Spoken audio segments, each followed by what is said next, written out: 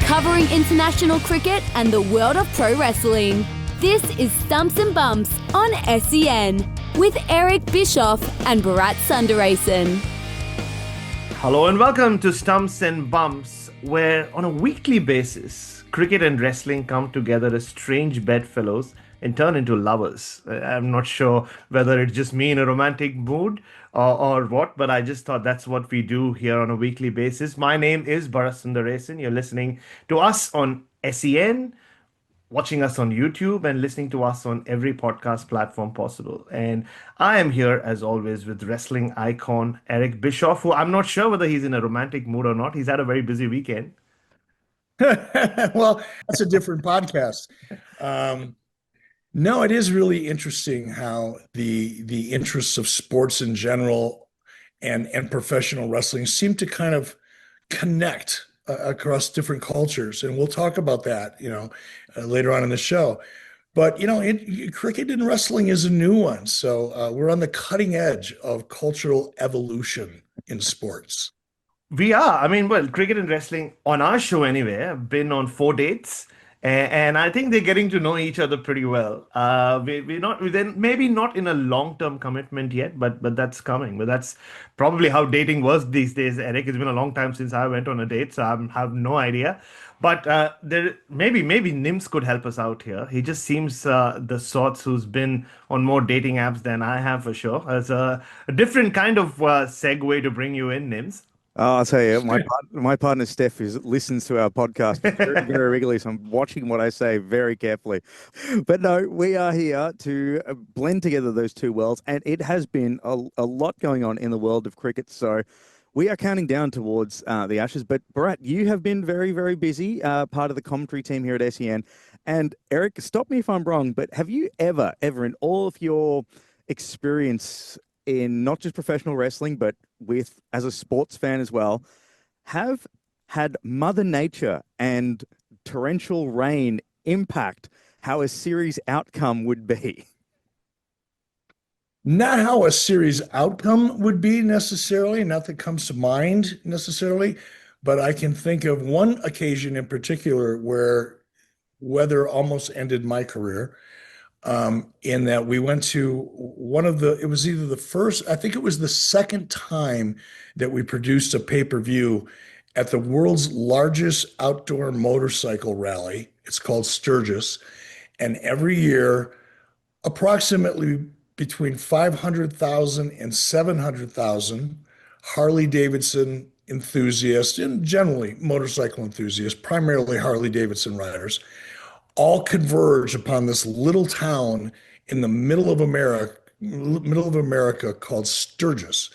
And they celebrate for 5 days the lifestyle and culture of motorcycles, Harley Davidsons in particular.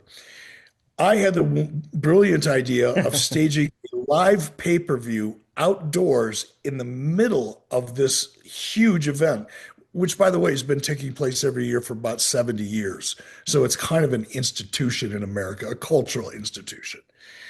And the idea was really good, and it was well received, and everybody thought it would be fun. And we did too, and we set up the stage, and I've got roughly $500,000 worth of production equipment and people in place. I have a production truck that is probably worth about $10 to $12 million. And it's all sitting there as we get ready to launch this pay-per-view. And in blows a hailstorm. And it's about 40 to 50 mile an hour winds, which is 60 to 80 kilometer winds or more.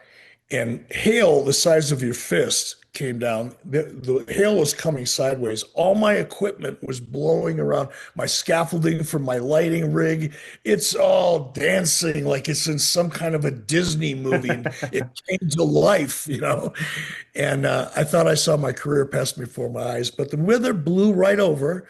Nobody died and the show went on. But for just about a moment, I saw my career pass before my eyes. Unfortunately for you, Bharat, the show didn't go on in Brisbane over the weekend. It was another rained T20 match. So in the 5-match series, 2 matches were affected by rain, meaning that India has won the series 2-1. And I know we can attribute many credit to many of the fine players in the Indian 11, but I think Mother Nature also gave them a big assist there as well. Yeah, it did, but they were flying. I mean, they'd faced 5 overs, and it already looked like India had stamped their authority on that match. But it was the kind of day why the someone like me gets paid to be on radio, because we had 4 hours of fill to do on the radio, and which is a long time. Even if I do back myself to talk and talk and talk, but we pulled it off. We had a few segments here and there. I don't know. I've mentioned, I Did a think I must have given, 4 hour, you did a 4 hour live show that was basically fill for yeah, rain. You are a yes. god.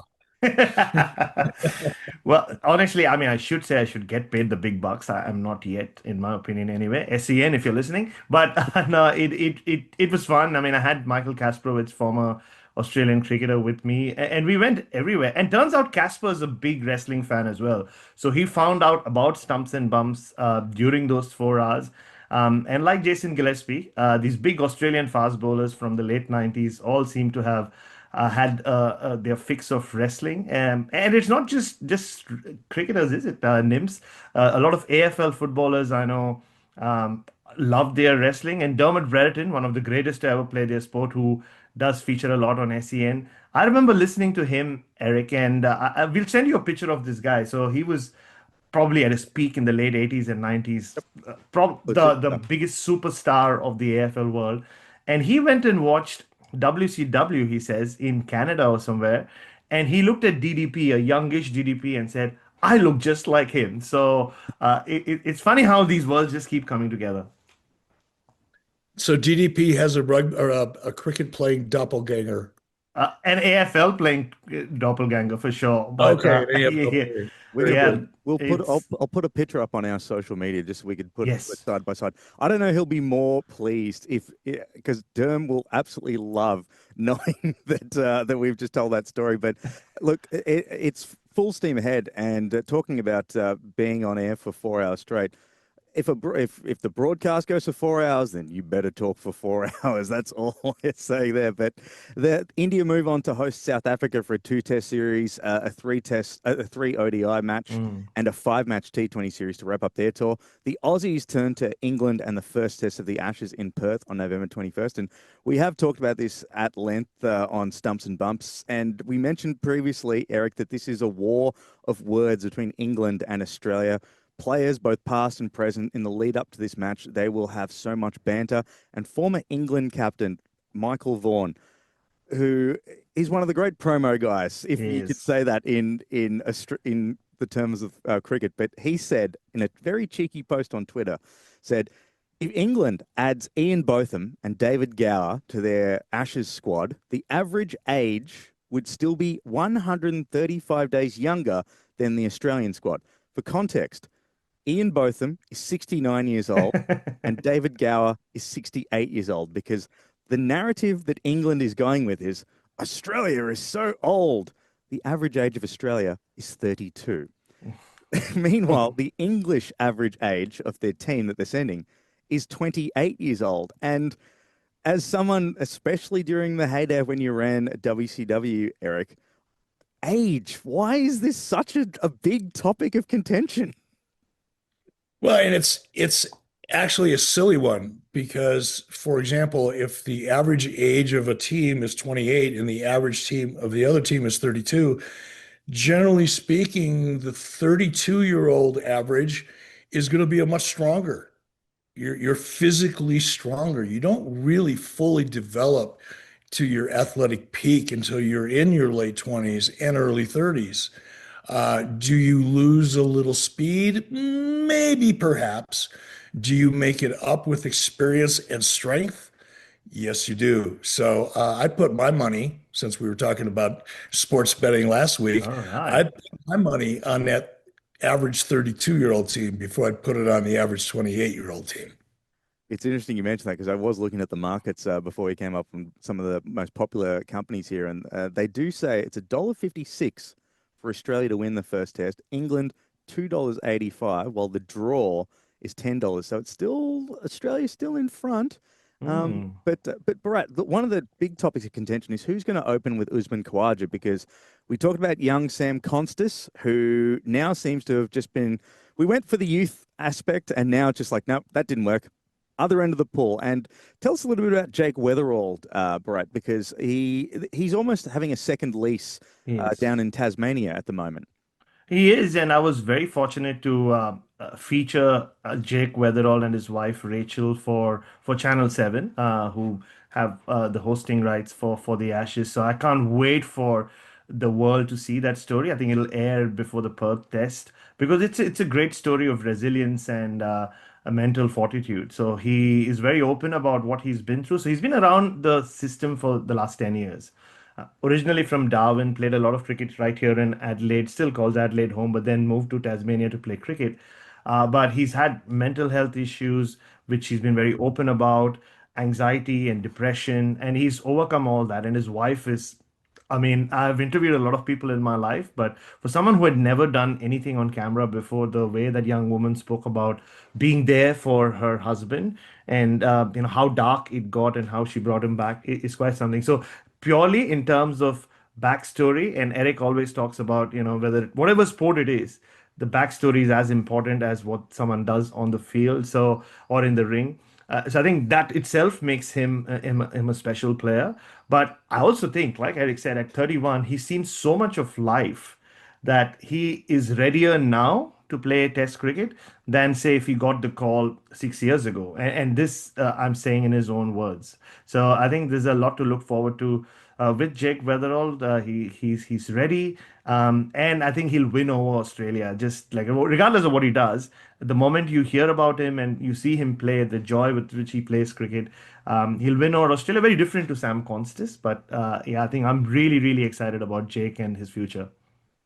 For the wrestling fans out there, it's not an old, and this is a stat that always seems to blow everyone's mind. But the current WWE main event scene, yes, you've got your young up and comers, but everyone's in their 40s. Meanwhile, WCW at its peak, when everyone said they're too old or it's wheelchair wrestling, half of those guys barely even got to 38. That's so. But Eric, one of the big things that we saw in the rise, like we mentioned how the NWO was such a hot commodity. Last week we talked about Lex Luger, but you were really big in bringing to the forefront of Nitro Diamond Dallas Page, who was in his 30s. He'd had a big run. So he'd seen a lot of experience. He managed people like Scott Hall during his early years. He has been through the ringer, and he only got his chance, at the main event later on in his career. Was that a calculated risk when you said, all right, I'm hearing the reaction that the audience are getting, much like Jake Weatherall is getting, the uproar of success from fans in domestic things, and give him a shot at the Ashes? Was it hard to convince the higher ups that Diamond Dallas Page is a guy? I know we might not get as much out of him as, say, I don't know, a Rey Mysterio or one of the younger guys, but is it one of those cases where you had to strike while the iron's hot, and to hell with what happens 3 or 4 years down the track? Not at all. And I'll talk specifically about Diamond Dallas Page and why I made the decision I made when I made it with him in a moment. But kind of going back to just the general discussion about age and really how absurd it is in many respects, especially as it related to professional wrestling. Keep in mind that when WCW started really not only competing with, but outperforming, actually embarrassing WWE, one of Vince McMahon's strategies was to try to create the narrative that all of our stars were old. Because your television audience is the key demo. That's really who you want to appeal to. So to appeal to that demo and distinguish him WWE from WCW, he framed all of our top stars as old. If you remember the Billionaire Ted skits and the Nacho Man and Hulk Hogan on a cane, and they did everything they could in the form of a parody to frame and characterize WCW top stars as old. And Hulk Hogan was, for example, 42 at the time, 43. Well, you look at the age of some of WWE's top stars to this day, and some of them are ascending to the peak of their career, of that age and older. And they were kind of trying to define Hulk Hogan as being washed up and past his prime, or Ric Flair as being washed up and past his prime. The reality is, because those characters had been alive so long on television and they had such a loyal fan base, the equity, the value of those characters at 42 and 43 tripled the value of some young up and coming star that had only been on television for 2 or 3 years. Because in wrestling, it takes a long time to build that fan base and create that loyalty. So the whole narrative with regard to WCW and age was kind of a bad faith, false premise proposition to begin with. Now, in terms of DDP, you asked me, was it a risk? It wasn't a risk at all, because every Monday night I had about 10,000 people in a live focus group that would tell me in no uncertain terms what they liked and what they didn't like. And then on Tuesday afternoon, I got to get back to my office and look at a ratings report that gave me minute by minute ratings, and allowed me to track what the audience was tuning into, what they stuck with, and what they tuned out of. So when you kind of combined your live experience and interpretation of your focus group, and you combine that with the data that you're getting from your television tracking service, you can kind of lay them together and decide what's working and what's not working and make a reasonably good projection.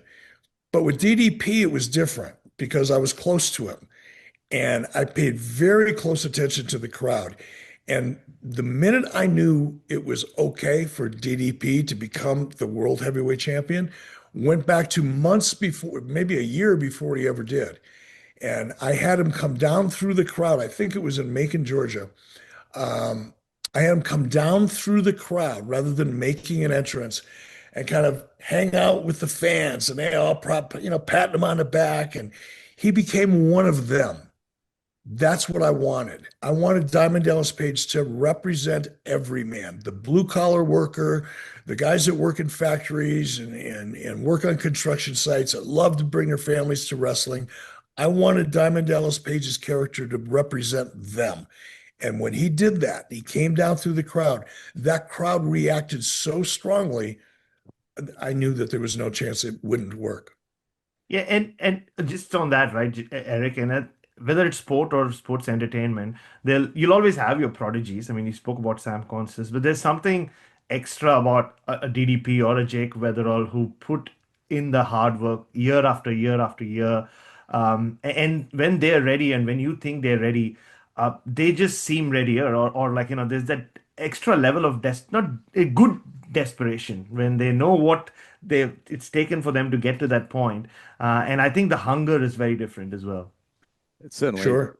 And we've seen Eric, you mentioned that it's the sheer weight of numbers, the audience figures and stuff like that. With Jake Weatherald, it's the runs that he's been absolutely smashing in domestic. In the past 15 first-class games since he moved to Tasmania, he's at an average of 53.5, which is a stellar one. But we wish Jake Weatherald, we really look forward to seeing what he can do if he gets the call up for Australia. And according to some markets, he might actually do that because he's quite a favourite to get there. But we'll take a quick break here on Stumps and Bumps because we got plenty more to get through. Franchise cricket is back. The WBBL has kicked off, and there's been a lot of question about how it's going to evolve in the future.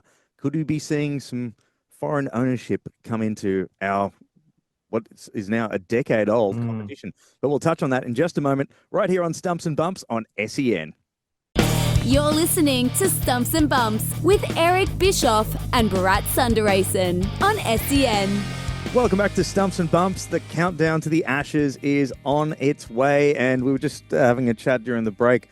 Bharat, you're almost going to be the Nostradamus of the team here. And, I wouldn't expect anything less. We're talking about Jake Weatherall, but actually here on SEN, you predicted what the starting lineup or the first 11 could be for the test match. And we can go back into the archives. It is documented. It was on August 7th, by the way, long Oh, before. not that you were counting. Yeah, not that I was counting. I mean, honestly, I was on Jared Waitley's show and he asked me for my 11. I gave him the 11. I didn't realize they'll put it up on social media. And then I got a lot of flack from certain states in the country because I left a couple of their players out, Bo Webster in particular. But there you go. And I know it's not just me, but the guy I'm sharing the screen with, what is that rate, Eric? 98.8%? You're always right about everything? I was 98.844% Oh, as of this morning. Now that's with regard to professional wrestling. I certainly wouldn't want to advise mm, anybody on their sports betting with regard to cricket.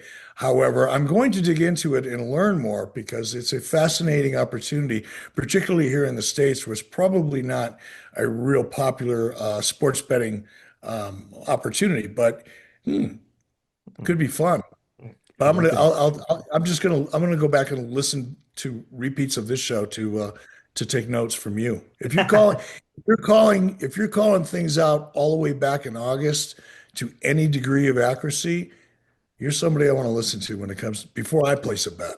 All right, there you go. There you go. Um, Big the compliment there. we were talking about franchise cricket, and the WBBL has kicked off the Women's Big Bash. We had a triple header in match one. The defending champions, the Melbourne Renegades, defeated the Brisbane Heat by 7 wickets. Match two, we saw England's Danielle White-Hodge having a 90-run blitz to help the Hobart Hurricanes chase down the Sydney Thunder's 181 with 3 balls to spare. And in the final game, another import, England's Sophia Dunkley combined with Elise Perry of Australia to take the Sydney Sixers to a dominant 10-wicket victory, just completely obliterating the Perth Scorchers at home. And one thing that I want to point out is it's not often that, especially on this show and as we head towards the Ashes, you talk highly of England. But in this case, we like these Englanders because, and it's just the way that sport is turning into. We see it in the English Premier League where you get guns for hire in to not fill your team, but to sort of top up your team. And the future of the Big Bash League is very much under the microscope, with a big shake-up to Australia's calendar coming up as well, which could see this next evolution. And one of the changes was that the Big Bash actually have a little bit of private equity thrown in, because Eric, just for context, out of all of these leagues across the world in cricket, so you've got the Indian Premier League, which is of course a juggernaut. South Africa have their own league, the SA20. England have the 100, and England's competition, the 100, recently had some foreign equity come into it, and now it has generated more than $2 billion just by selling some stakes in its franchises. So immediately, from season to season, the return has already gone up. And this is something that it's not new to cricket. This is not something that's happened during the 2020s or the 2000s. Bharat, as early as the 1970s, big money was thrown at these players to improve the game. At a time when cricket had no money. I mean, you speak to cricketers who played uh, till the mid 70s, even in Australia and England, who were the big daddies of cricket at that point. The players were still had needed another job. It was an amateur sport at that point. And just the backstory is Kerry Packer, who owned Channel 9. Who I think Kerry Packer and David, I think Eric might have met someone at Channel 9 as well. David Hill, I think years ago. Yeah, I Uh, met David Hill a couple times. yeah, so Kerry Packer basically goes to Cricket Australia, or the Australian Cricket Board as they were known in the 70s, and says, "Hey, give me the rights. Like, Channel 9, we'll jazz it up, we'll take cricket to the next level." And the Australian Cricket Board wasn't that They happy weren't to keen. let go of. They wanted to keep it with the ABC, which is the BBC of Australia. So Kerry Packer gave them a few chances and said, to heck with it. I'll start my own league.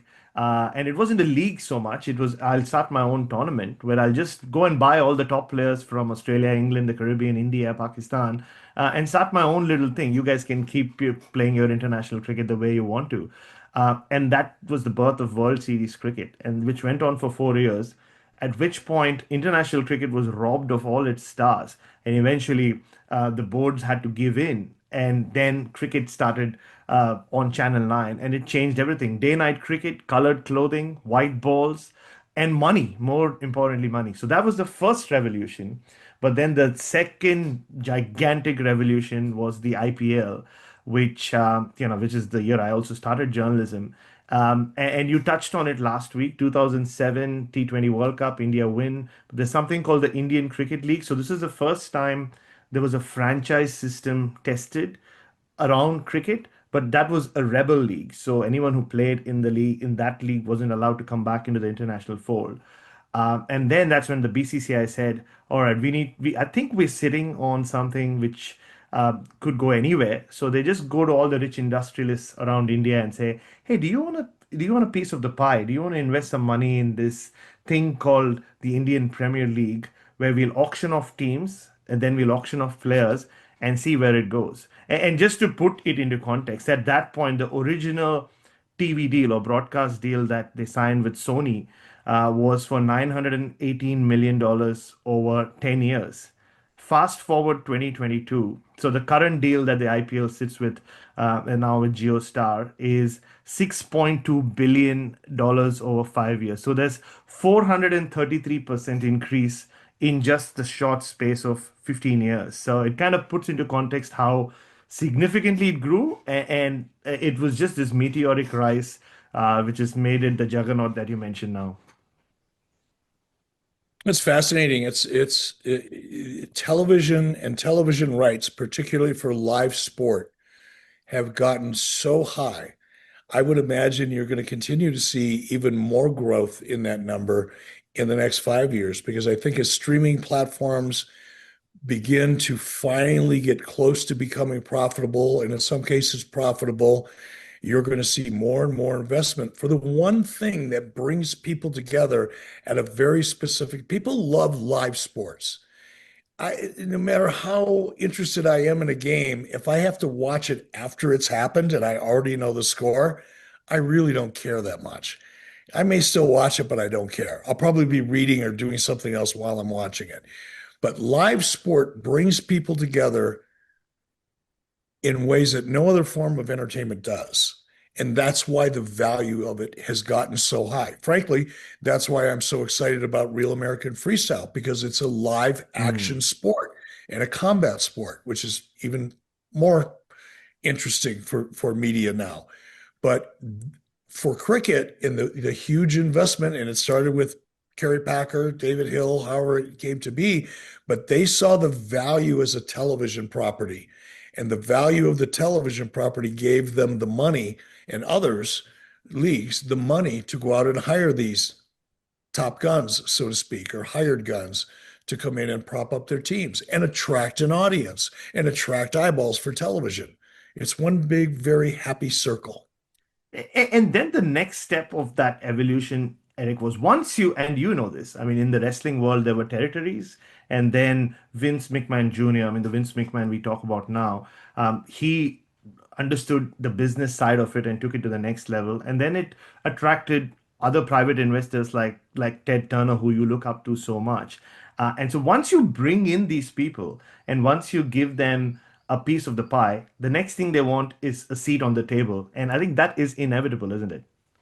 It is. It is because greed is the common denominator. Sometimes it's subtle, sometimes it's nuanced, sometimes it's very obvious. But greed pretty much drives most business decisions, one way, shape, or form. And Nins, before I come to you, and that's what happened. I mean, it was greed, and also, as a lot of IPL owners used to say in the first few years of the IPL, they're saying, "Hang on." So this is the analogy they used to give. So you're saying we paid a lot of money to own this exquisite shop which runs between mid-March and mid-May, and then we say, "All right, we'll see you next year." I mean, that's not how businesses work. And then initially there was talk of having longer IPLs, or making it something like the English Premier League, which goes on for 7 8 months, which obviously wasn't going to happen because of international cricket's influence on it. And then the only other option they had was starting leagues elsewhere or going and buying into leagues, investing their so they started buying teams, they started buying franchises.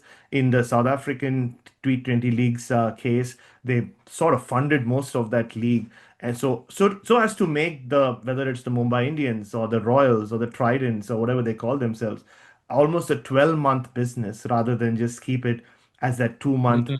a small window, and but which is what has seen the spread of private investment everywhere, and which is why the BBL is looking for that kind of cash as well. This isn't unique to cricket as well. We see this in the NFL, the EPL. It's funny because like once something is successful, and you hit the nail perfectly on the head there, Eric. Once something is successful, everyone wants to come knocking and wants a piece of that pie. When you were running WCW, Turner obviously is a massive media empire. We know that some might know Ted Turner actually owned baseball team. He owned the Atlanta Braves back in the day. And I could imagine that there'd be someone within CNN Center when you were going about your business that saw this hot little commodity in WCW and went, how can we get some of that heat over onto us? Ironically, not. It wasn't the case Mm. because the culture within Turner Broadcasting generally was they were embarrassed to have WCW as a part of the roster. Professional wrestling in the television industry back in the 80s and 90s was viewed much like softcore porn. It didn't get a lot of respect. It was very successful. It generated revenue. Obviously, WCW became a big profit center and generated huge ratings. But compared to movies of the week and classic films and the things that most TV producers and executives like to be associated with, WCW was the opposite of that. So we were kind of, as they say here in the States, the redheaded stepchild. We got invited to the family reunion, but people preferred if we didn't show up. Well, Bharat, I could tell you if we do see some international ownership, and before we take a quick break here, there's a lot of TV money that goes into these deals. There's a reason why people wanted, and we might touch on this next week because Eric, I'd love to dip into your TV experience when it comes to and the sort of like the hurdles and ins and outs in which you have to navigate, especially with things like streaming, cross media ownership, all of these sort of things that can come in. I mean, a big thing of the IPL rights now that weren't there in 2008 when it started, streaming. Yeah. Little things like that, but we can touch on that in a deep dive next week. But Bharat, the thing that always summed up the IPL to me was the Royal Challengers Bangalore. Because for those that don't know, it sounds like a great name for a team, the Royal Challengers. This is brilliant. It's actually a liquor. That's the brand of the liquor. that would be as if, and you see it in with Red Bull. What's the team name? Red Bull. They're all. If you've got a good brand and you've got a good team, just slap your brand onto it. I know, and also Again, take a look at Real American Freestyle, sponsored by Real American Beer. There you go. Watch our show, you'll see Real American Beer in all of the shots, and that's how we came up with Real American Freestyle. So you have consistency across your branding effort. It just makes sense, and it makes money in the long run.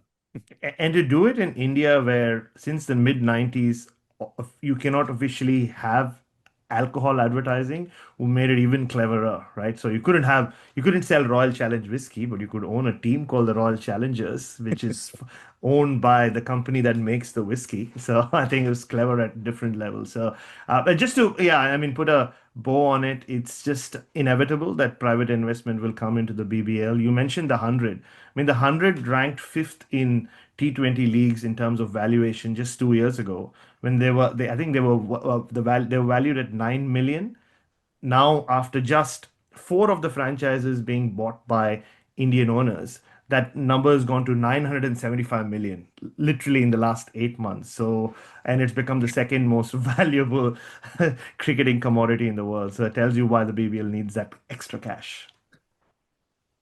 Those are the sort of the numbers that'll make your head spin. But we will do we'll do a more of a deep dive there because it's the TV dollars. Cricket, even in the 70s, when the whole reason Kerry Packer decided to open his wallet was for TV money, and it has just continued decades and decades later. We'll take a quick break here on Stumps and Bumps. Use the hashtag if we'd love to get some of your feedback. We got a couple of emails and stuff to get through, but we'll touch on that next week when I compile them all because there are coming in thick and fast here. Hashtag Stumps and Bumps is what you can use on our social media. But we'll be back with a quick look at the world of professional wrestling right here on SEN. You're listening to Stumps and Bumps with Eric Bischoff and Bharat Sundaresan on SEN. This is Stumps and Bumps, a look at the world of professional wrestling and pro cricket as well. We'll see what's making news in both those worlds, combine them. And one thing that has happened is we spoke in our earlier episodes how plans can change drastically during not just sport, but also in professional wrestling. And in the world of pro wrestling, the best laid plans have just gone out the wayside when Seth Rollins was injured after Crown Jewel in Perth last month. Now we see CM Punk, the world heavyweight champion, and the Vision without Rollins, with both Bron Breakker and Bronson Reed now the focus of the group. But last week on Raw, we saw Logan Paul return to the WWE. If you're one of the handful of people that might not know who Logan Paul is, I guarantee you your children would. But he is unlike any other celebrity that we've seen in the WWE. And it's interesting, Eric, because you've had many dealings in the world of celebrity, in all the companies that you've worked with in pro wrestling. There's not one. I don't care how pure the pro wrestling is. Every single wrestling company has had an element of celebrity in there. We've seen the first WrestleMania when Mr. T teamed up with Hulk Hogan. As recently as Johnny Knoxville from Jackass taking on Sami Zayn at WrestleMania. We had, even in AEW, you know, the Critics' Choice. Shaquille O'Neal was in the ring with Cody Rhodes. I don't care how objective you can be. Shaquille O'Neal in a wrestling ring is a celebrity. He could have trained in as many dojos as he wants. He's still a celebrity that's in the ring. But there's a real delicate balance, isn't there? Because you capitalized perfectly in WCW, not just at the time where sport was at its peak, but when those celebrities that you chose to get involved in WCW was also at their peak. It makes it easier to get high equity, meaning well-recognized, high value. I can't think of a better way to say it. Celebrities that will actually matter, celebrities that will actually improve your bottom line by their association with your product. Usually celebrities at that level are hard to get interested because it's wrestling. But fortunately for us, Nitro became kind of a cultural phenomenon back in the mid and late 90s. So a lot of celebrities approached us, which was a complete reversal from the way it had been. When Hulk Hogan came in, that's when it really started to get easier. And as a matter of fact, Hulk Hogan came in and Shaquille O'Neal was in Hulk Hogan's corner for Hulk Hogan's very first match. Right. And Mr. T as well. And we brought Mr. T in for another event, brought Muhammad Ali in for a different couple great boxing legends. Charles Hagler was there, or Marvin Hagler, I'm sorry, was there. Charles Barkley had worked with us from the NBA. But when we reached our real peak, I got a phone call from NBC Television. The executive producer ultimately became a friend of mine, Gary Considine. And Gary said, "Hey, Jay Leno's watching what you're doing on television, and he would like to be involved." Now, at the time, Jay Leno was one of the most recognized celebrities in the United States. His show was one of the most watched shows in the United States every night of the week, Monday through Friday. Now, you wouldn't normally think about Jay Leno getting involved in a wrestling match, but he was so willing and anxious to do it that he completely threw himself into it, and it had an amazing impact on the bottom line. Now, hardcore wrestling fans are like, "Oh my God, I can't believe you let a comedian in the ring." Okay, yeah, great. But we made a lot of money in the process, and that's what it's all about. And you look at WWE you mentioned some of the early ones. They brought in Liberace. They brought in so many celebrities over the years. But look at what Bad Bunny did for them. Bad Bunny's probably one of the most successful artists in the world right now, with a massive following of people who generally probably don't experience WWE. But because Bad Bunny decided to engage with WWE, involve himself in a match, that massive audience of Bad Bunnies came over to sample a product that they might not otherwise have sampled simply because Bad Bunny was involved. And then Bad Bunny came in and performed at an unbelievable level. Like he shocked me. He was so good. He looked like he'd been doing this for 15 years. Unbelievable. There's a smart way to use celebrities. And there's a dumb way to use celebrities, but when you're hot like WWE is, um, it's pretty easy for them to bring in celebrities that actually move the needle.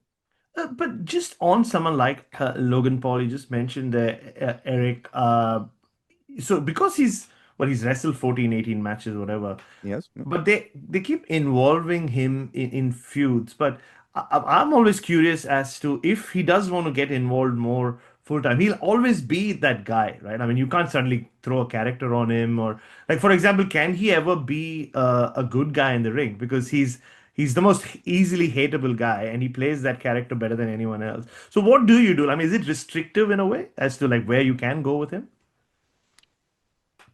No, because the more heat a heel has for the longest period of time possible, all that does is set that character up for a massive babyface turn.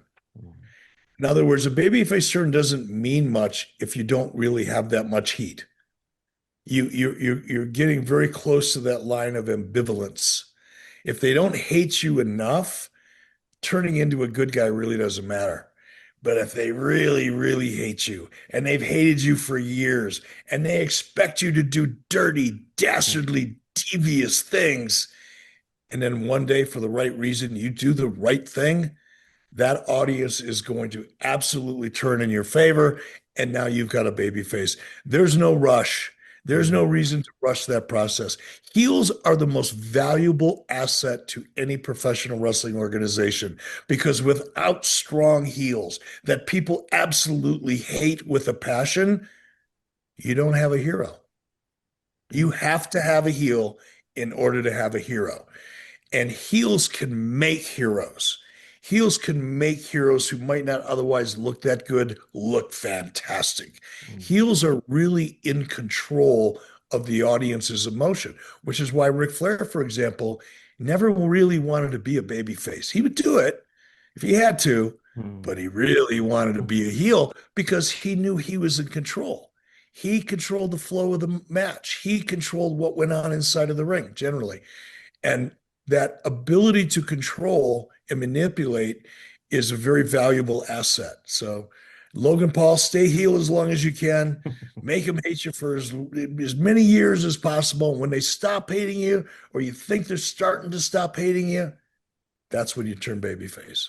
It's quite funny when you talk about like Logan, like when Logan Paul was announced as part of the like aligning himself with the vision, the first thing you see, articles upon articles, everyone's talking about this. Why they put Logan Paul here? You just answer your own question. That's why they have put Logan Paul in that scenario. To go back to celebrity involvement when it comes to professional sports, Bharat, the IPL, and we have seen many of the team owners of the IPL have massive followings. Guys like Shah Rukh Khan, Preeti Zinta, who owned the Kings 11 Punjab back in the day. They're always front and center. They're always in the crowd. They're always doing this. They're always doing that. Even what I loved, I remember when Shah Rukh Khan, and there's another wrestling link there too, because I believe John Cena went to his a wedding recently, didn't he? But when he first went into ownership, he was people were asking like, "Why are you doing this? Why are you buying a cricket team?" And his answer basically was, "Well, why not?" Yeah. And it's the visibility as well. That I mean, Shah Rukh Khan is the biggest, one of the biggest movie stars the world over. He has been for the last 20 years. So he probably doesn't need the same level of visibility that others do. But still, to be seen, why do you think every time India is in a World Cup final, all of Bollywood just shows up to support them in the stands? I mean, it's sort of to support what's happening, but it's to be seen on camera when a billion plus people are watching. And one of my favorite stories about the lead up to the IPL, and in terms of production, is Lalit Modi was the guy, and Eric would love Lalit Modi. We'll give him a history of him probably in a later show. So Lalit Modi was the one who like sort of conceptualized the idea of the IPL. That's the cricket side of it. Now, TV production, like, so they knew they were going to get celebrity owners. So you suddenly had to get the camera guys to focus more on the crowd and kind of play with the audience's emotions as well. And at that point, the two most prominent Indian cricketers, alongside Sachin Tendulkar, were Mahendra Singh Dhoni, who I wrote a very successful book on. It's still out there, The Dhoni Touch. Always sell, sell, sell, Eric, you know. And Yuvraj Singh, who was also very popular then. And there were rumors that they were dating the same Bollywood actress. So you know what Lalit Modi did? So there was the first ever T20 I played in India was India, Australia, and Mumbai. So there was a lot of Bollywood presence, including that actress. So he told the camera guys, every time you have MS Dhoni in shot, show Dhoni, show the actress, and then show Yuvraj Singh. That's all you need to do, just to see the like, you know, the audience's reactions, to see whether they're ready for this merger of Bollywood and cricket. And they fell for it hook, line, and sinker. So it was done so cleverly, and that's what it just brought celebrityhood to cricket. And you brought in new audiences. I mean, the female fans and kids suddenly started watching cricket even more and more, because you could not only see your cricket, but you could also see your favorite film stars not being themselves, or being themselves and not being actors. So I think it was a masterstroke on so many fronts.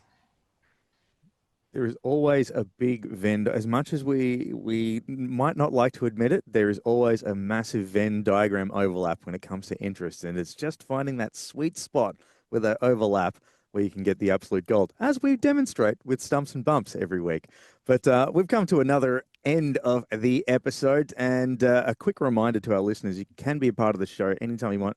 Tweet us on X, use the hashtag Stumps and Bumps. You can follow Bharat and Eric on their social media accounts to see what they are up to. Bischoff to follow Eric.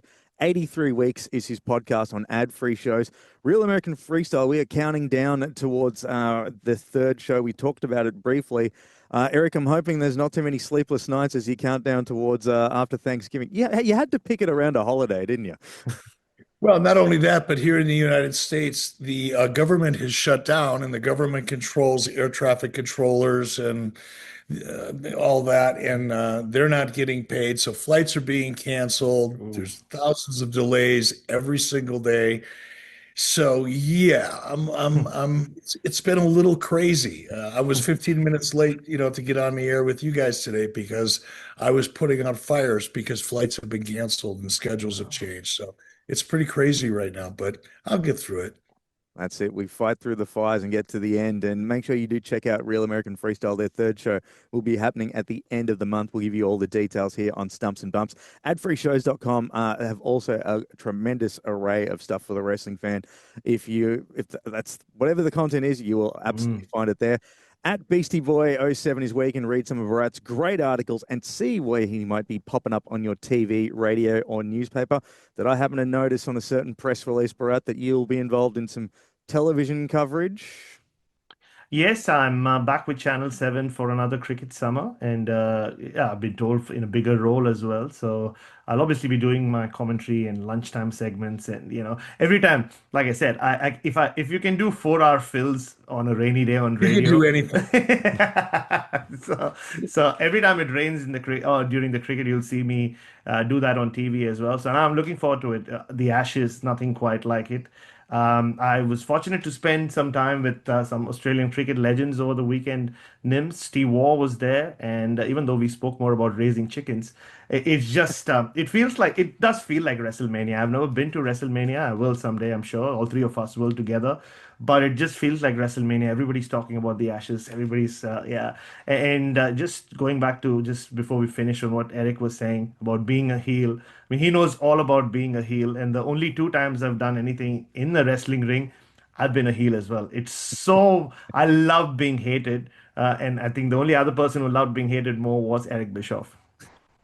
Yeah, and listen, I want to make it clear. I don't love being hated when there's no money in it, but if there's money in it, I love it. I gotta go, guys. Thank you very much. There we Thanks, go. Eric. It is Stumps and Bumps. We'll be back again same time next week.